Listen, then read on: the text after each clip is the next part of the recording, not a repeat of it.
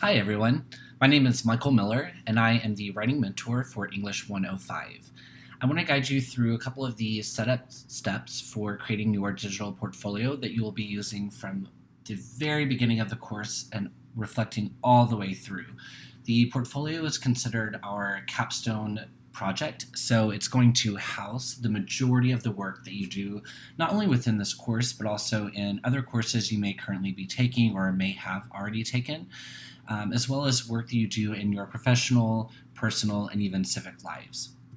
But before we get into that, let's get it started. So, in your week one instructions, if you scroll down to the assignment, digital portfolio creation, and pre course reflection, I'm going to talk about steps 1 and 2, creating your portfolio and adding the following elements. So, the first thing you're going to want to do before even creating your portfolio is reading the instructions thoroughly. So, in Blackboard, once you click on Eng 105, under the digital portfolio information on the left, the first tab is the assignment overview. When you click on this, it's going to take you to this page that will give you all of the assignments and the instructions for the entire portfolio in one spot. You will be referring to this consistently throughout the course, so it's a good habit to go ahead and read through it, have a good overview of everything you will be required to do, even though some of this will not come until the very final weeks of the course. After you read everything in step 1, I would encourage you to click on the video for step 2, where you'll hear Dr. Michelle Stuckey, who is the head of the ASU Writer Studio, discuss the importance of using the portfolio and how even you can use the portfolio outside of this single course. And then step 3 would be reviewing the digital portfolio rubric, which you can download, and I would highly recommend downloading and keeping a copy for yourself.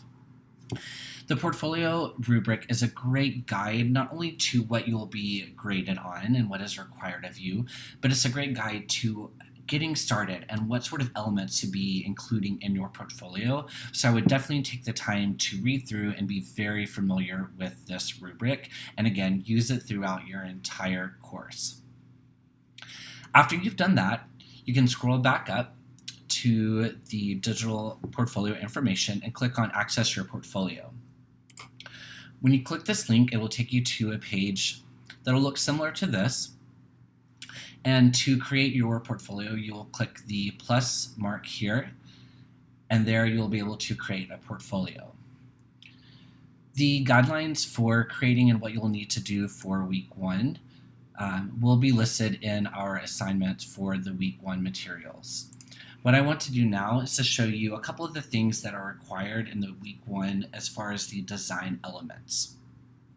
Whenever your portfolio is launched, this is mine from English 105, so it'll look very different as our assignment has evolved from 2 years ago when I first took the course. But just to show you the basics, at the top right is this link, Portfolio Tools.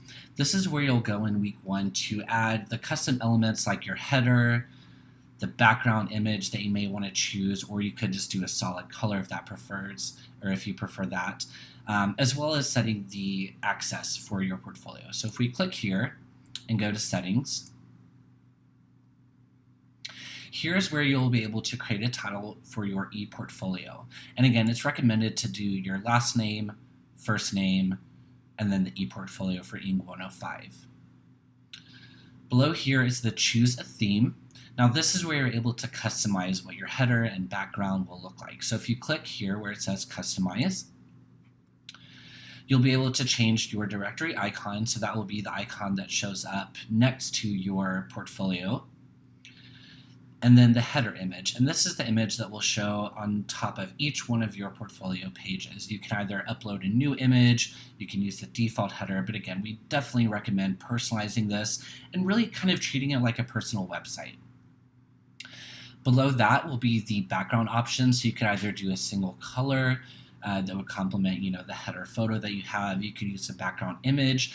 I am an English literature and education studies double major, so an image of a book is very apropos for what I do, as well as the centering versions here. You'll also be able to preview And if you're a computer science major, there's going to be some options for you to really get in depth there. But again, doing the basics with the header image and your background is a great way to get started for week 1.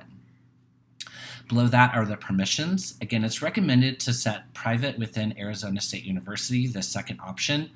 I use my portfolio, though, as part of my digital resume, so mine is set to public, but make sure it's at least set to private within Arizona State and not just private to me.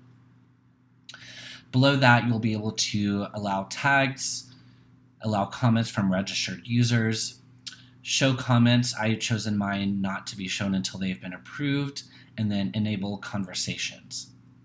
Once you have altered all of those settings, be sure to click Save. And then you'll be redirected back to your portfolio homepage, which should then show your updated header image here, any background information, and then you'll be able to share your portfolio with the course, with the instructor, with me, and then potentially any other uses you may have envisioned for the future.